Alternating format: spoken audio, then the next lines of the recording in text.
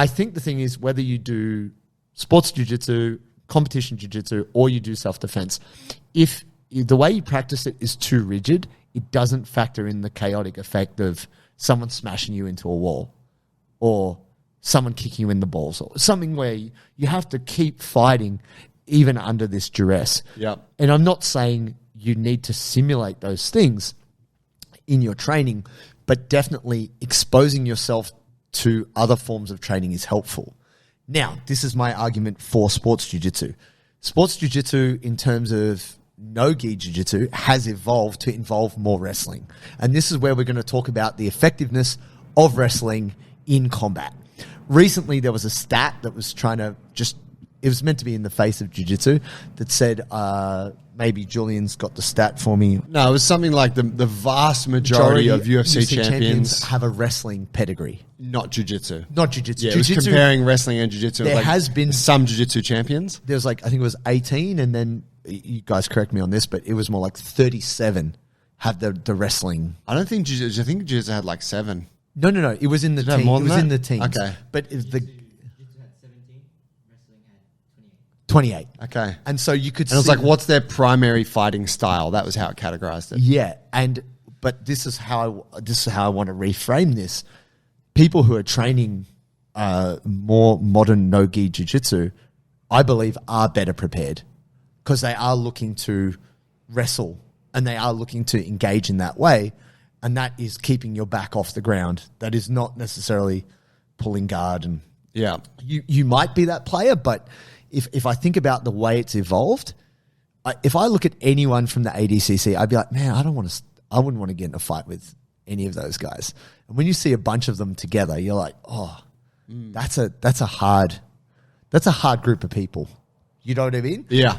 And I find, or what I have found, is when I'm talking to someone and they're like, I train self-defense. I'm like, oh yeah, do you fight? No.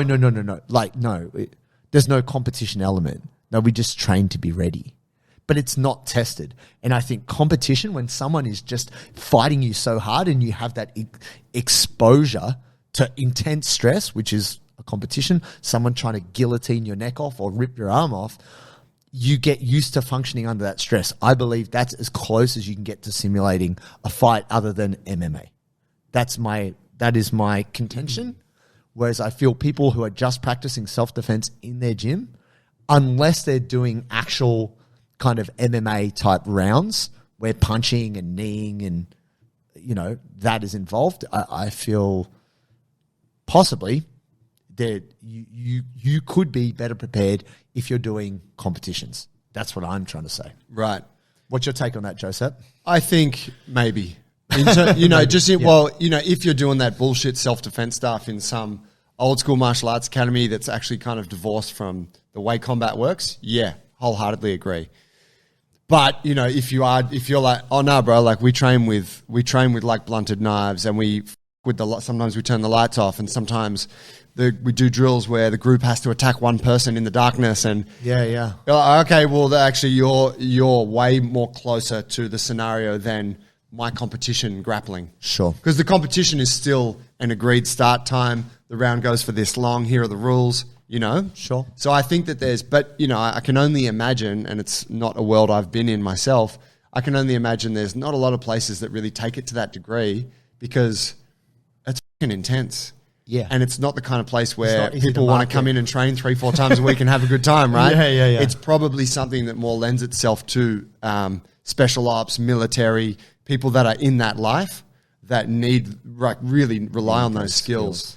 If we're talking about what's something that the general population can get into that they're likely to do and stick with for a period of time that is going to give them a significant enough skill set, I think like that modern kind of no-gi jiu-jitsu. Wrestling, it makes you tough. It makes you athletic. It teaches you to be aggressive and fast. And it also teaches you a lot of great like techniques that are going to f*** somebody up. So yeah, I agree from that point of view. Yeah. And look, I mean, this is the thing. We're all trying to find a way to translate it to our lives. For most of us, it will be hard for us to incorporate ourselves into like a hardcore knife fighting syndicate. You know, like maybe that's just not your life. Yeah. So, all right, what am I going to do? I don't know any better, but I also don't want to be a victim. I believe if you start to learn more wrestling and you develop a game which is not on your back, you know, even though there's plenty of value to the guard, and don't get me wrong, I've been a guard player most of my life. Definitely now I'm not doing that. I am doing more wrestling. I am doing more judo. I'm learning to fight from my feet.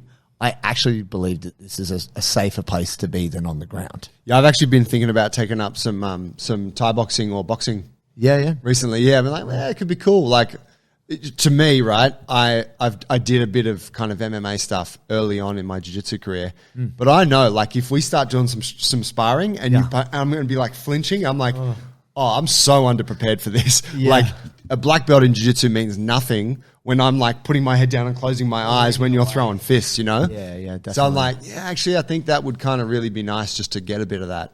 Definitely. So if you're out there and you're not sure, I guess what you can take from this discussion is whether you do train in a more traditional self-defense scenario, it could be worthwhile. If you're not, you might already be doing this, so don't let me preach to the converted.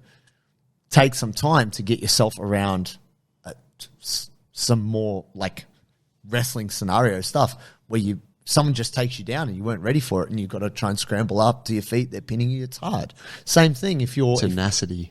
I think that's what wrestlers have, right? They do. It's they the tenacity do thing. Not quit. Yeah, and I think that's why we see their success in MMA, you know, because they're just fucking hard workers and they refuse to lose. Yeah. Shout out Parry.